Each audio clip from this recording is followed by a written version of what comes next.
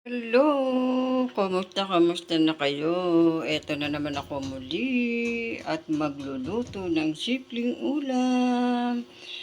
Ang aking lulutuin ay sardina na may miswa. Yan. At saka itlog. Yan. Nalagyan ko siya ng itlog, yung sardina at miswa. O, diba? Yummy, yummy yan. Tara, tayo magluto. Ngayon naman ay nagpainit na ako ng kawali. Lalagyan natin ng mantika. Ayan, tara, luto tayo. Lagyan natin ng konting mantika. Ayan. Kalat lang natin yung mantika. Ayan, kalat lang natin yung mantika. Ayan, mainit na yung mantika. Lagyan na natin yung sibuyas. Ayan. Haluin lang natin ng bahadya. Then, sunod na natin yung bawang. Ayan, sunod na natin yung bawang para maluto na siya.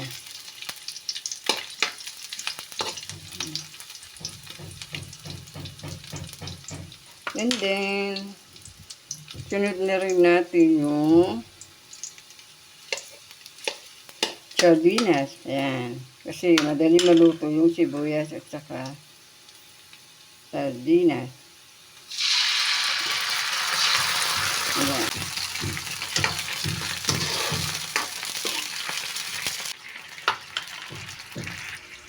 Ayan. Babatiin na natin yung itlog. Lagyan lang natin siya ng konting asin.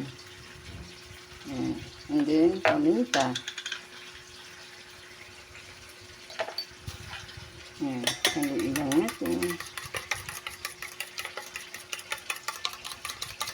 Para mahalo yung nilagay natin paminta sa asin.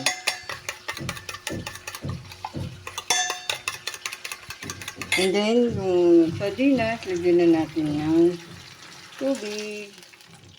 Kasi lalagyan natin siya ng miswa. Kaya kailangan lagyan na natin siya ng tubig.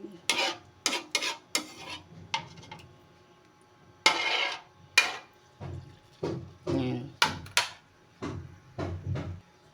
Ngayon naman ay sunod na natin yung miswa. Ayan. Kalat lang natin yung miswa. Ayan.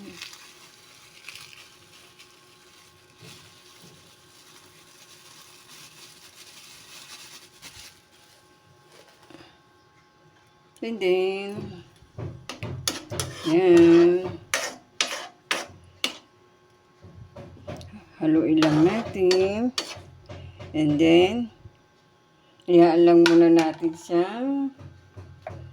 At lagyan na rin natin siya ng pampalasa.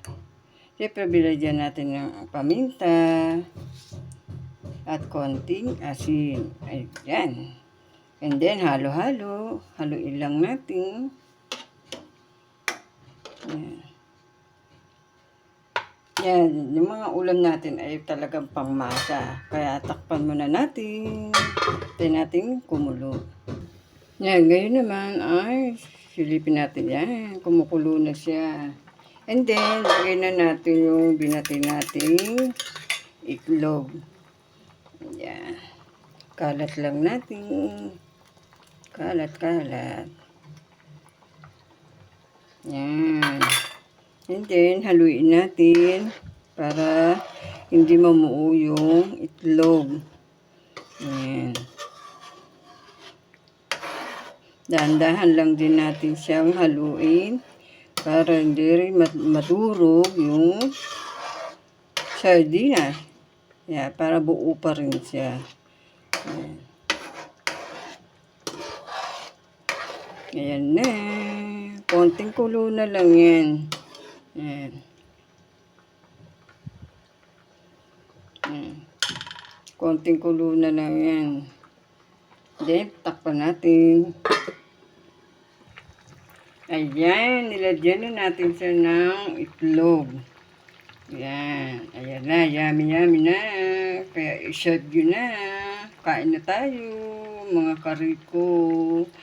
Thank you for watching. Bye-bye!